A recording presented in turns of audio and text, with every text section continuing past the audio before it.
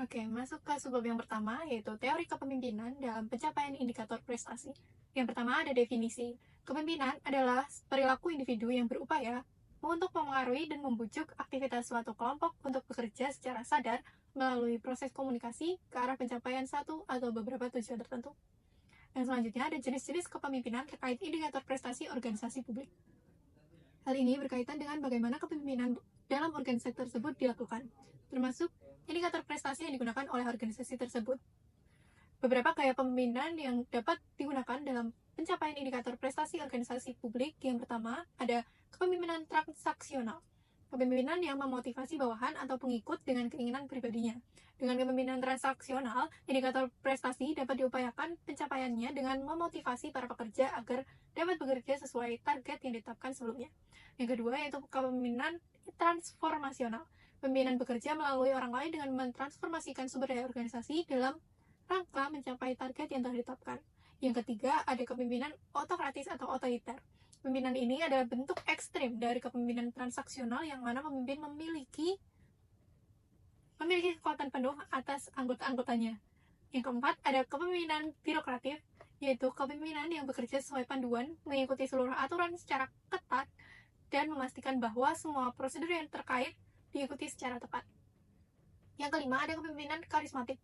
Pemimpinan ini didasarkan pada keadaan atau bakat yang dikaitkan dengan kemampuan yang luar biasa dalam hal kepemimpinan, yang mana seseorang membangkitkan rasa kagum orang lain terhadap dirinya. Yang keenam, ada kepemimpinan demokrasi atau partisipatif. Kepemimpinan yang melibatkan para pekerja dalam aktivitas pengambilan keputusan. Yang ketujuh, ada kepemimpinan laissez-faire. Kepemimpinan yang membiarkan orang-orangnya bekerja sendiri. Jenis kepemimpinan ini dapat terjadi secara alami saat manajer tidak memiliki kendali yang cukup atas pekerjaan dan para pekerjanya.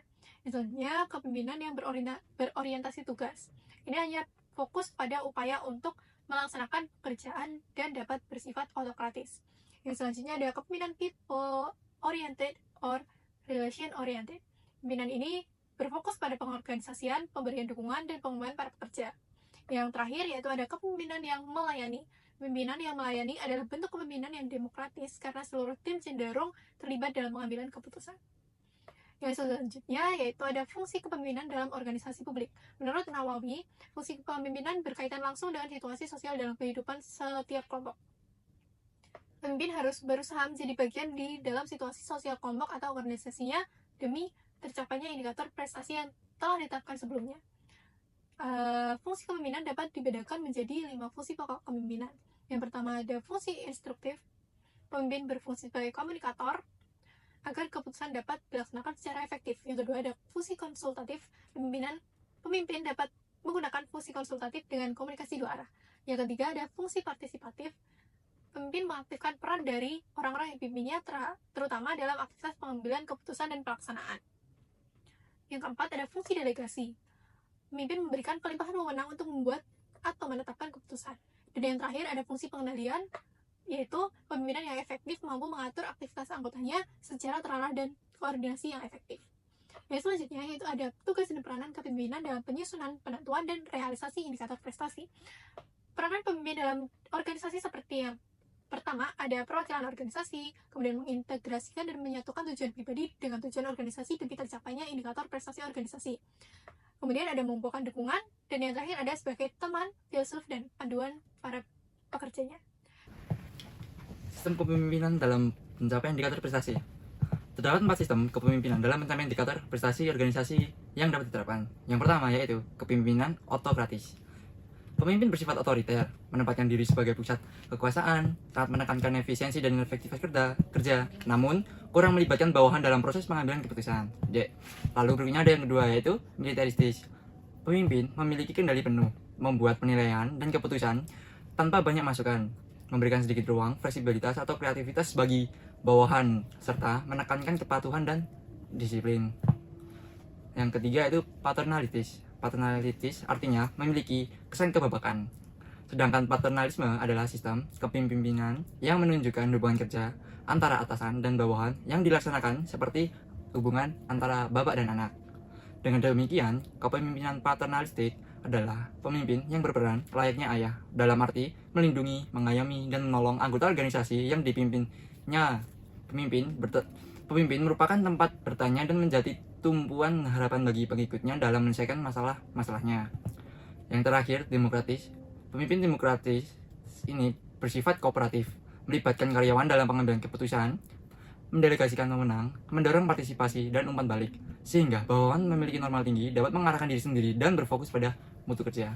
Siklus kepemimpinan dalam mencapai indikator prestasi. Dalam mengelola organisasi publik, pemimpin harus mencapai indikator prestasi organisasi melalui orang lain.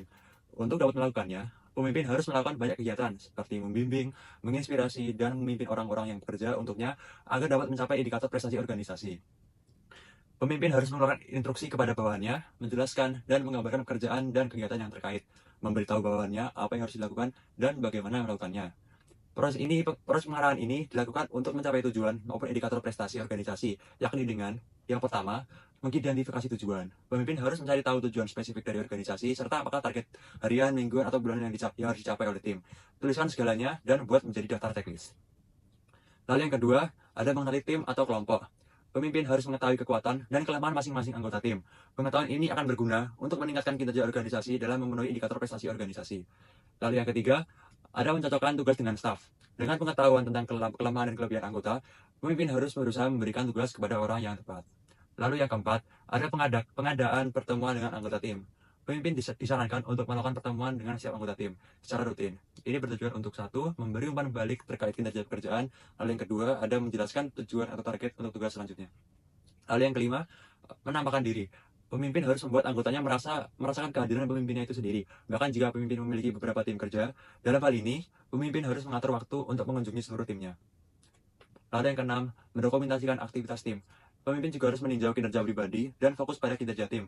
Pendokumentasian ini terkait dengan masalah dan prestasi, serta bagaimana masalah-masalah yang ada dapat teratasi. Hal yang ketujuh, memberikan penghargaan atau reward. Reward yang diberikan tidak harus berupa uang, kadangkala penghargaan itu justru lebih efektif. Ketika pemimpin memberikan reward, harus dipastikan bahwa hal-hal tersebut terpublikasi atau diketahui dengan baik. Hal yang ke-8 dan yang terakhir adalah mempelajari cara melakukan pembinaan. Saat anggota tim perlu memperbaiki perilaku, maka pemimpin harus belajar untuk melakukan pembinaan yang baik. Untuk yang subbab keempat, yaitu teknik kepemimpinan dalam pencapaian indikator prestasi. Teknik kepemimpinan merupakan cara dan metode yang digunakan oleh pemimpin dalam melaksanakan tugas kepemimpinannya. Cara dan metode tersebut digabungkan dengan keterampilan yang dimiliki oleh pemimpin dengan tujuan untuk memajukan organisasinya. Bentuk-bentuk teknik kepemimpinan itu ada 6. Yang pertama, teknik pematangan dan penyiapan pengikut.